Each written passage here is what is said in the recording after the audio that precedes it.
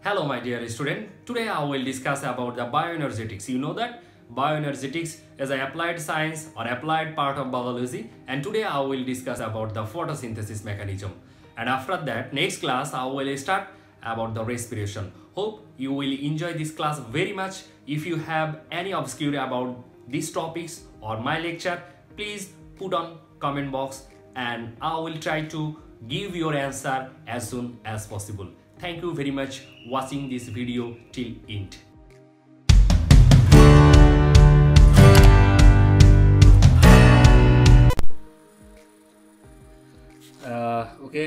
My dear student, look at the title.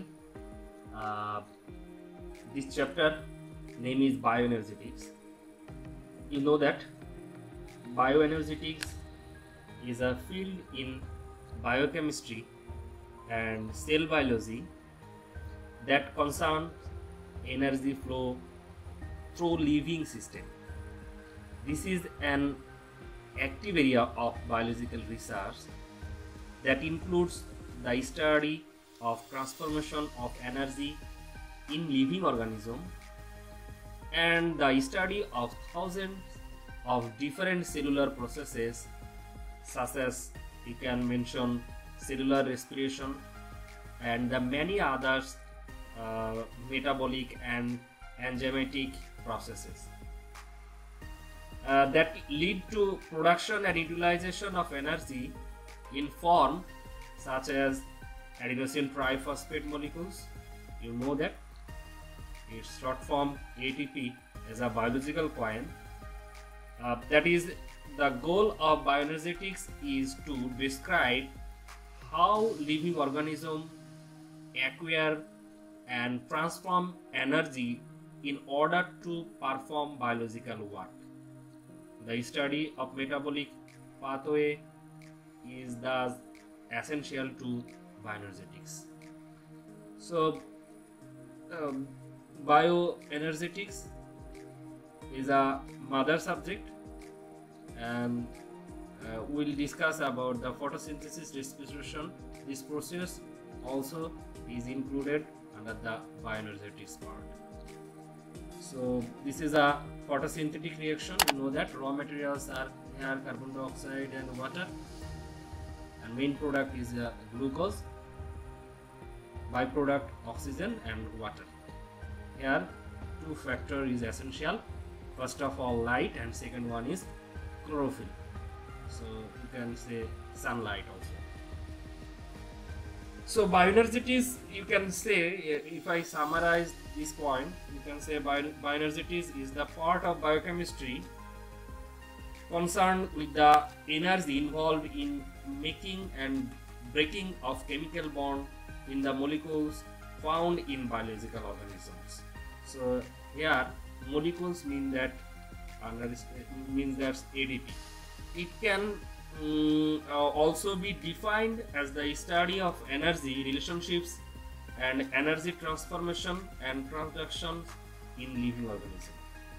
The ability to harness energy from a variety of metabolic pathways is a property of all living organisms that contains earth science. So hope you have understood this point clearly. So I am going to explain next stage of bioenergetics, that is photosynthesis. So photosynthesis is a very common word, you know that. Photosynthesis is a process used by plant and other organisms to convert light energy into chemical energy that can later be released to fuel that organism's activities. This energy is stored in carbohydrate molecules such as sugar, which are synthesized from carbon dioxide and water. Hence the name photosynthesis from Greek word photo, phos, mean that light, and synthesis, putting together. In most cases, oxygen is also released as a water product. Most plants, most algae, and most of the cyanobacteria perform photosynthesis. Such organisms are called photoautotrophs. Autotrophs mean that they can produce their own food using light. Photosynthesis is largely responsible for producing and maintaining the oxygen content of the Earth's atmosphere and supplies most of the energy necessary for life on Earth. Although photosynthesis is performed differently by the different species, the process always begins when the energy from light is absorbed by proteins called reaction centers that contain green chlorophyll pigment. In plant, these proteins are held inside organelles called chloroplast, which are most abundant in leaf cell, while in bacteria they are embedded in the plasma membrane. In this light-dependent reaction, some energy is used to strip electrons from the suitable substance such as water producing oxygen gas. The hydrogen freed by the splitting of water is used in the creation of two further compounds that serve as a short-term store of energy. So ATP is a called biological point. So this reaction, formation of ATP, is called photophosphorylation. So if we want to understand photosynthesis clearly, we should know about photophosphorylation. So now I will explain about photophosphorylation. So what is photophosphorylation? Photophosphorylation of ADP to form ATP using the energy of sunlight is called photophosphorylation. Here, sunlight is mandatory. If we do not use sunlight, we can mention just only phosphorylation. Cyclic phosphorylation occurs in both aerobic and anaerobic conditions. Only two sources of energy are available to living organisms: sunlight and reduction oxidation reactions. All organisms produce ATP, which is the universal energy currency of life, or you can say that biological coin of life.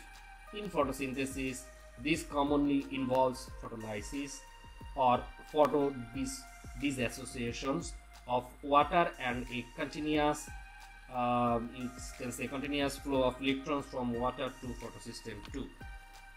So here is a you are watching a flow diagram. First, when ATP is converted to ADP, energy is released, and when ADP is converted to ATP, here energy is absorbed. So this is a basic equation of photophosphorylation. Photophosphorylation are two types. First of all, cyclic photophosphorylation, and second one is non-cyclic photophosphorylation. So this type of photophosphorylation is a main part of photophosphorylation process. So you will get more idea about the photophosphorylation in a higher class, and hope you will understand it clearly.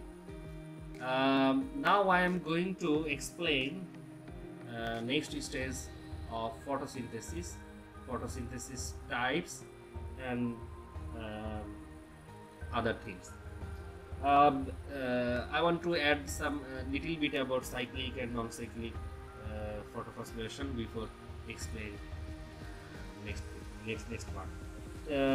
You can say in cyclic photosynthesis, the high energy electron released from the photos system 700, and here electron moves to the cyclic way, but in non-cyclic photosynthesis way, electron moves not only the cyclic way, non-cyclic way. That is why you can mention cyclic and non-cyclic photosynthesis. Okay, so there has a two types of photosynthesis. First of all, light dependent, and second one is light independent photosynthesis. So now I want to explain light dependent photosynthesis first. Okay, well, in 1905, English scientist Blackman proved for the first time that the photosynthesis is divided into two phases, light phases and dark phases, or you can say light dependent phases and light independent phases. First one is light dependent, but second one is light neutral. So light phase. In this phase, light energy of sun is converted into chemical energy and stores in ATP and NADPH2, or you can say the nicotinamide adenine dinucleotide phosphate reduced.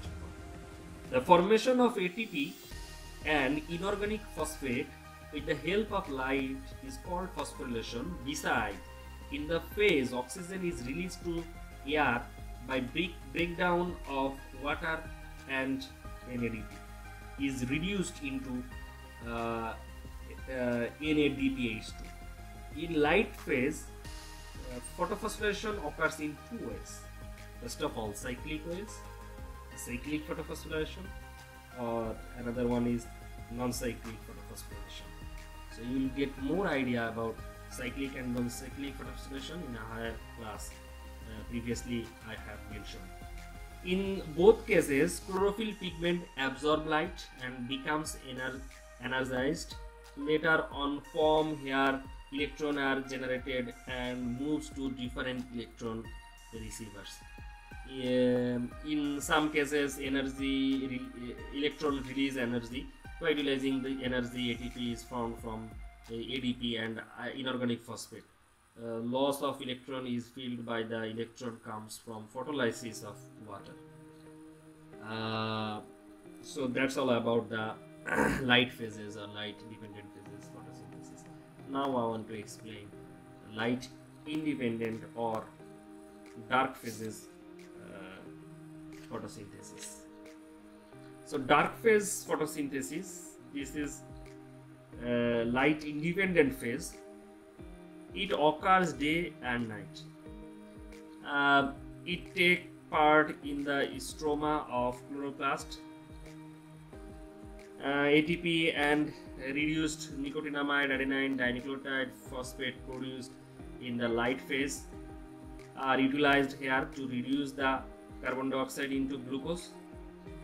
There are three recognized ways for the reduction of carbon dioxide.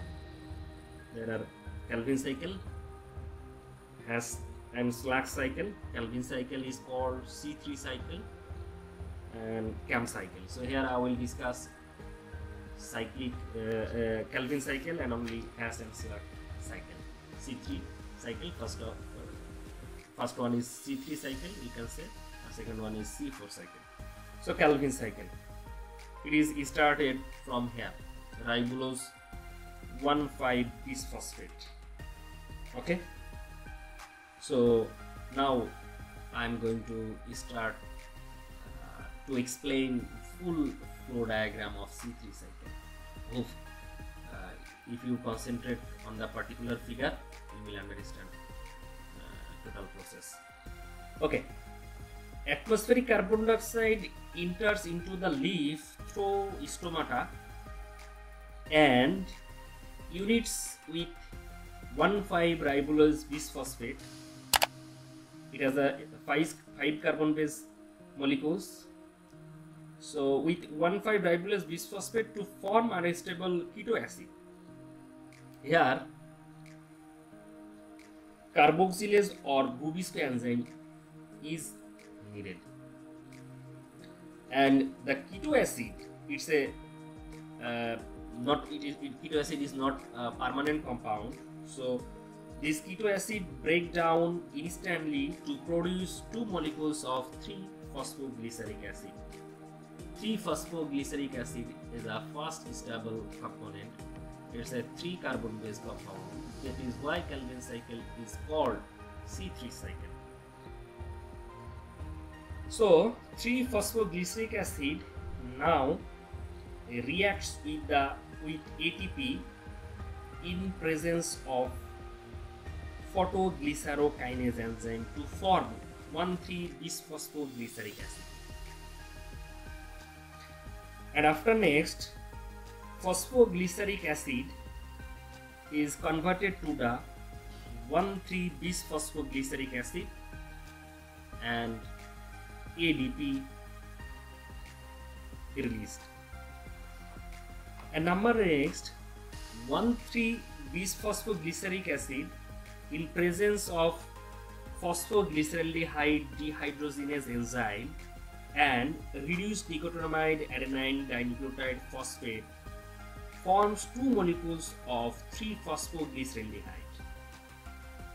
And number next, 3-phosphoglyceraldehyde transform into 3-dihydroxyacetone phosphate in presence of Prios phosphate isomerase enzyme.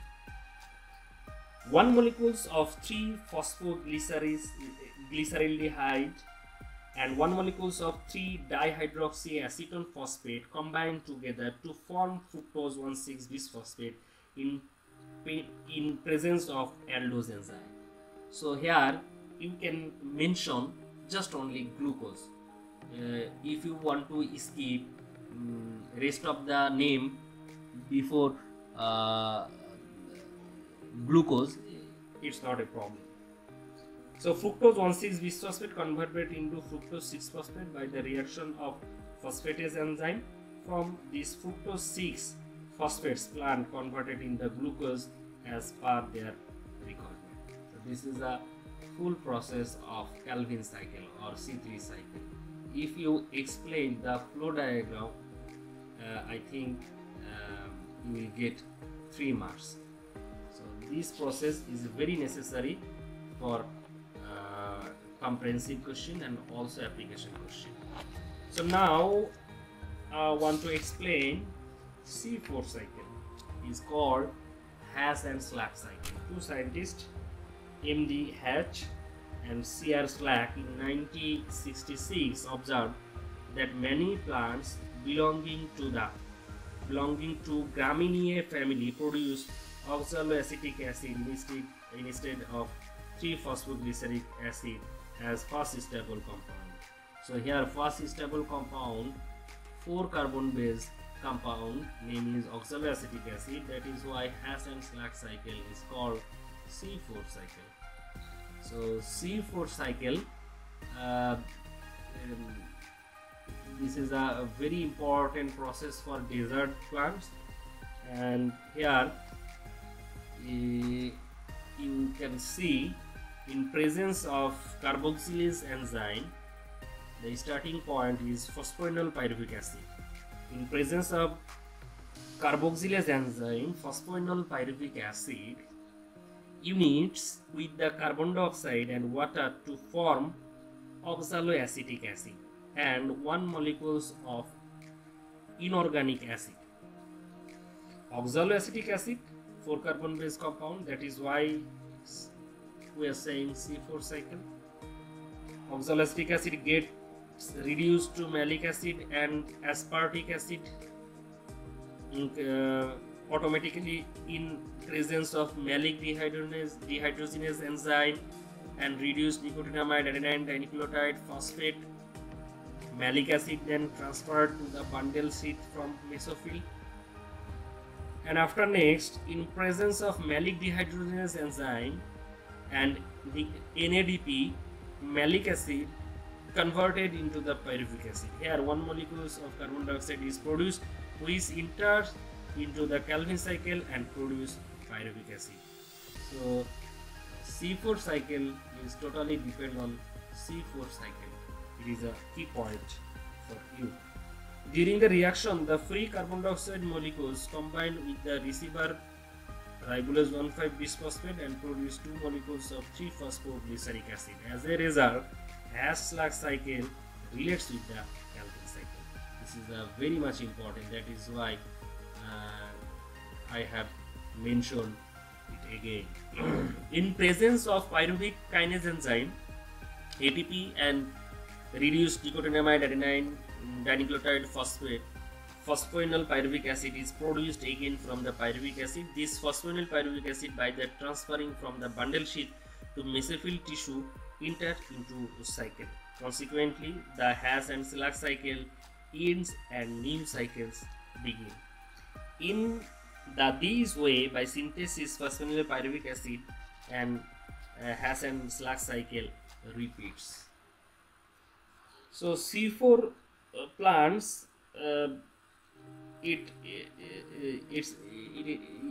previously I have mentioned these are desert plant, so they can tolerate 30 to 35 centigrade temperature. It is an important note for MCQ. So this is all about C4 cycle. Now I want to explain rest of the part of this lecture.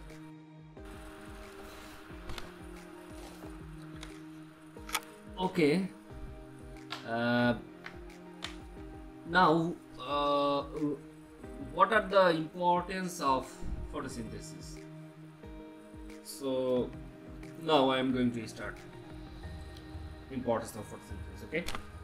Preparation of food. First of all, you know that by the photosynthesis process, only the green plants prepare food, minerals. All other living organisms, you can mention directly or indirectly, depend on this food. So this is an important process for plant regarding animals. So without this process, we will not get any kind of food from plants. That is why photosynthesis is very much important for any kinds of green living organisms. Next one, you can mention source of oxygen. The photosynthesis is the only source of oxygen which is taken by the animals and plants for respiration or breathing, you can mention. And number next, source of energy. Energy is produced from the food by respiration. Plant store solar energy into food as a chemical energy. So to convert solar energy to chemical energy, photosynthesis mechanism is very much essential. Absorption of carbon dioxide also very important part of photosynthesis is important. You know that during the photosynthesis, carbon dioxide is absorbed from the atmosphere. Carbon dioxide is harmful gas for any, and it is also responsible for global warming. And role in human civilization, beside food, clothing, medicine, petroleum, coal, timber, paper, other industrial raw materials. These are all come from plants.